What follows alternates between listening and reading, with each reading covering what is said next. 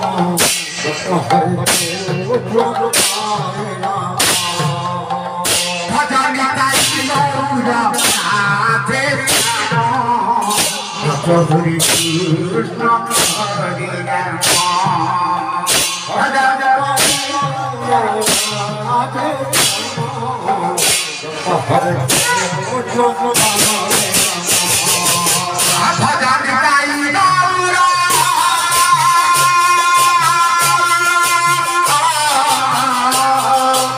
Rama Hare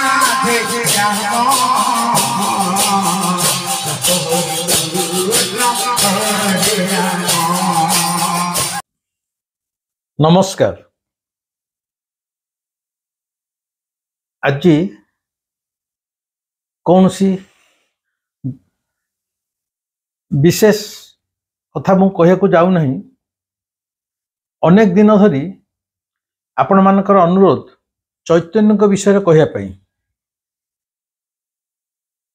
हरे कृष्ण हरे राम राम राम हरे हरे, हरे राम कृष्ण कृष्ण हरे हरे।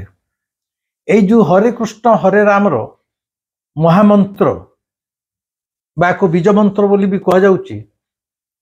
यार नायक हेले बा पितामह हेले महाप्रभु श्री चैतन्य। 1500 शताब्दी रे श्री चैतन्य श्रीक्षेत्र को आसीथिले। श्रीक्षेत्र रे 18 वर्ष धरी रहिथिले एवं तांकर शेष जीवन मध्य एई श्रीक्षेत्र रे बीतीथिला। तांकर मृत्यु मध्य एई श्रीक्षेत्र रे होइथिला।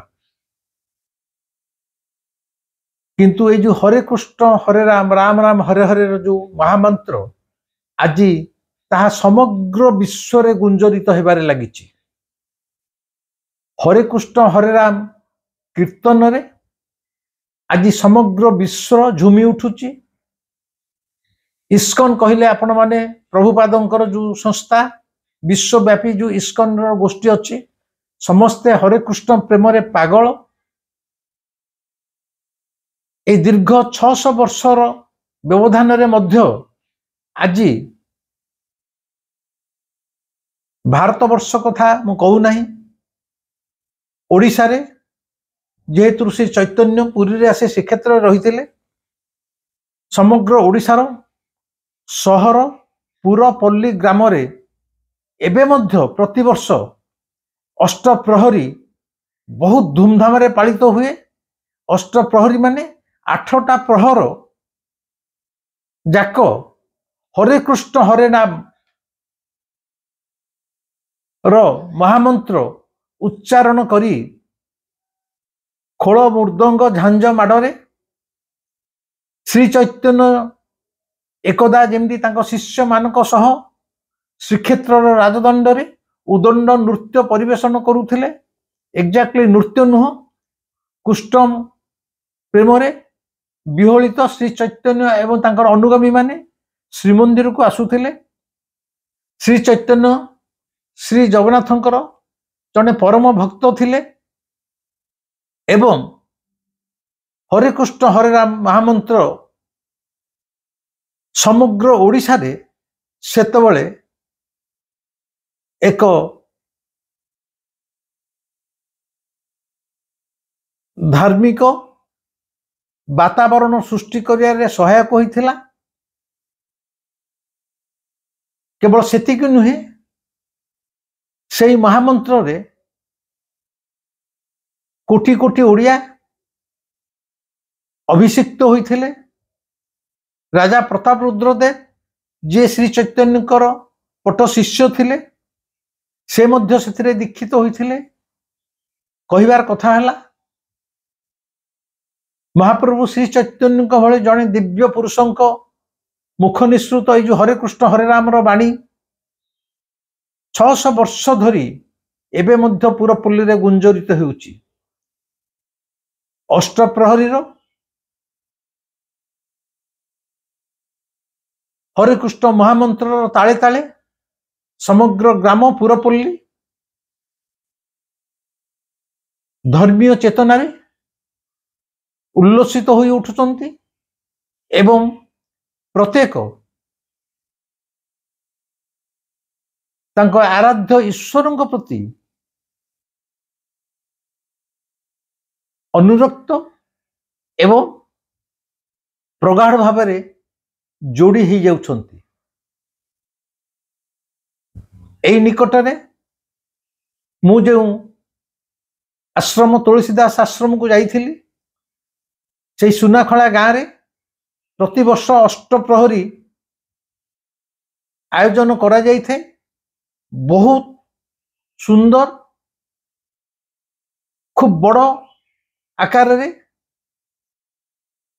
अति आंतरिकतार सहित ग्रामवासी माने अष्टप्रहरी अनुष्ठित करिथांती। गला वर्ष मु से अष्टप्रहरी रे योगदान करथिली।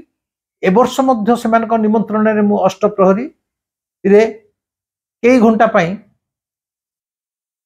निजर उपस्थिति जाहिर करथिली। से जो ग्राम पिला मानकर झांझ पिठा हरिकृष्ण हरे राम रो उच्चारण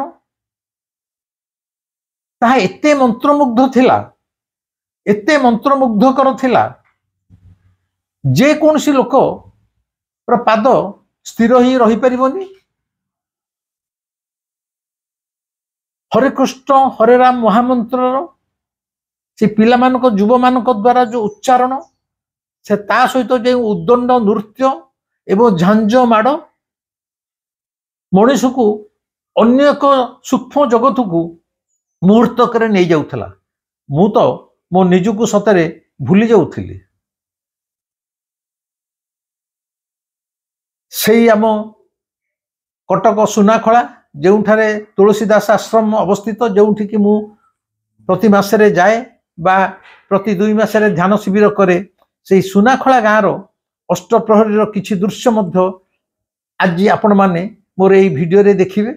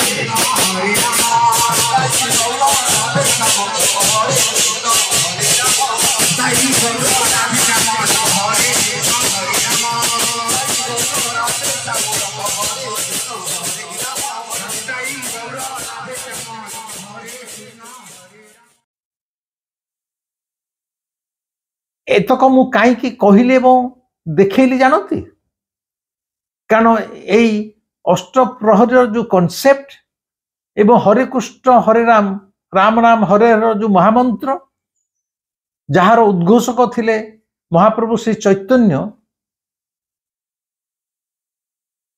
ତାଙ୍କର ମୃତ୍ୟୁକୁ ନେଇ এই ଦୀର୍ଘ 600 ବର୍ଷ ଧରି ତାଙ୍କର ମୃତ୍ୟୁ ଏକ ପ୍ରଶ୍ନବାଚୀ ସୃଷ୍ଟି କରିଛି ଏବଂ ଏକ ସନ୍ଦେହ ଘେରରେ ଅଛି।